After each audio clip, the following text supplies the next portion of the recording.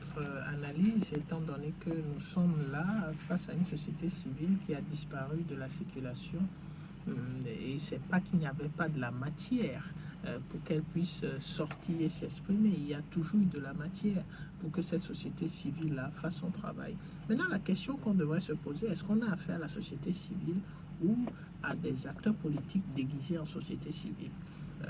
Quand on parle d'acteurs politiques déguisés en société civile, on fait allusion aux acteurs politiques de l'opposition qui seraient tapis dans l'ombre. Oui, tapis dans l'ombre et en train de parler de la société civile. C'est tant de questions qui méritent de réflexion, puisque de l'autre côté aussi, les acteurs politiques, aujourd'hui, c'est difficile de dire qu'il y a une opposition au Togo.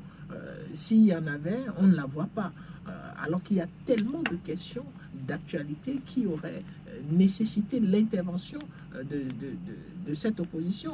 Parlons même de cette question de la mauvaise gestion des fonds Covid, de scandale. Ce n'est pas une lutte qui devrait être portée forcément par la société civile, mais il devrait y avoir une opposition qui pourrait prendre la parole et que la société civile viendrait probablement renforcer dans cette initiative. Donc aujourd'hui, on ne sait plutôt s'il s'agit d'une société civile ou s'il s'agit des acteurs politiques de l'opposition qui sont en train de se reconvertir en société civile pour pouvoir apporter un quelconque trouble à l'ordre public, et ce qui pourrait aussi expliquer le comportement du gouvernement qui peut-être serait en train de voir qu'il n'a pas affaire à la société civile puisqu'ils ont des services de renseignement, mais qu'il a plutôt affaire à des membres de l'opposition qui seraient en train de se... Des angletons.